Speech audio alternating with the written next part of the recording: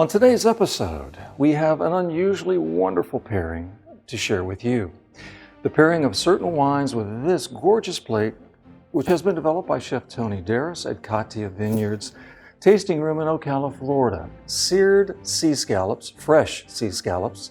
And with that, we have creme fraiche, we have Ep03 Siberian caviar, and we have a jolie sauce on one side and a perfected mustard sauce on the other. With this particular flavor profile, I have brought together two exquisite wines. The first wine I want to bring your attention to is Chateau Saint-Pierre de Maujon.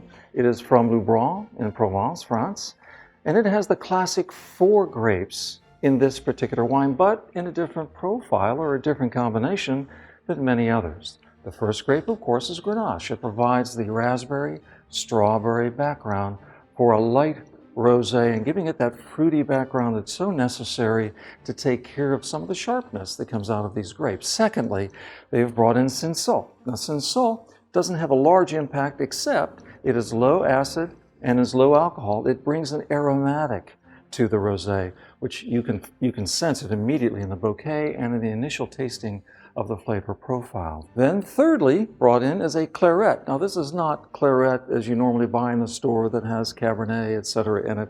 This is C-L-A-R-I-T-T-E, the claret grape. It is an unusually beautiful grape, always used for blending for rosé.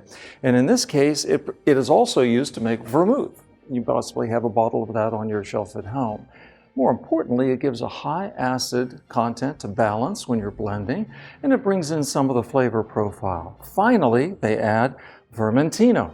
And Vermentino is what gives most of the rosés out there that slightly tart taste because of the phenols that are in the juice itself. Give it a little bit of bitterness. When it's blended, you get the tartness into this gorgeous light rosé. On the other hand, I've also brought to you a wine that is from Katia Vineyards. It is Alexandra. It is the Blanc du Bois grape. Alexandra actually has 7 fermentations in it. The Blanc du Bois grape is separated into 7 different tanks. It is fermented with 7 different yeasts and then slowly, methodically brought back together over a long time period. That in fact provides a vanilla, berry, and almost a Chardonnay-like style. The sea scallops themselves, if you sear them and you get proper fresh sea scallops, you sear them, you get that nice flavor profile on the outside, but the inside remains sweet and succulent. You do not want a wine that is too sharp or too overbearing.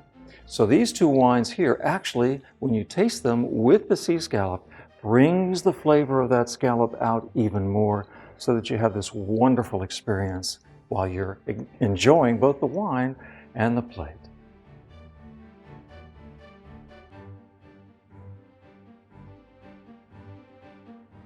That is exquisite.